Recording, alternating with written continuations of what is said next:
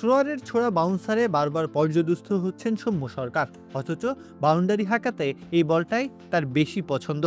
সৌম্যর সময়টাও এমনই, পছন্দের কোনো কিছুই তিনি পাচ্ছেন না, যা পাচ্ছেন সেটা অবশ্য কাজেও লাগছে না।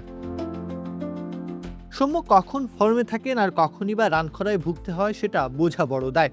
এই দুয়ের মাঝে একটা কাচের দেয়াল হয়ে দাঁড়িয়ে আছে সময় আর সুযোগ। রান করেও বাইরে বসে থাকতে হয়, রোলটা ওপেনারের হলেও সুযোগ মেলে না। এগুলোই যেন কোণঠাসা করে রেখেছে তাকে। উদাহরণস্বরূপ একটা ছোট তথ্য দেওয়া যাক।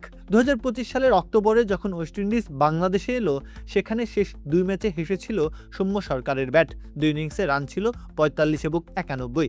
এমন পারফরমেন্সের পর ঠিক পরের সিরিজেই, অর্থাৎ এবছরের মার্চে পাকিস্তানের বিপক্ষে হোম সিরিজটা বেঞ্চে বসেই দেখতে হলো তাকে। দীর্ঘ সময় পার হলেও ফেরা হলো না সৌম্যর। এরপর নিউজিল্যান্ড সিরিজেও সুযোগ এলো না প্রথম ম্যাচে। শেষ 2 ম্যাচে একাদশে জায়গা পেলেন বটে, তবে সেটাও পছন্দের ওপেনিংয়ে নয়। রান করলেন 8 এবং 18। এমন পারফরমেন্সকে কি মন্দ বলা যায়, বা সৌম্য ব্যর্থ হয়েছেন বলা যায়? উত্তরটা একদমই না। এক প্রান্তে সাইফ হাসান টানা ব্যর্থ হলেও সুযোগ মিলছে না সৌম্যর।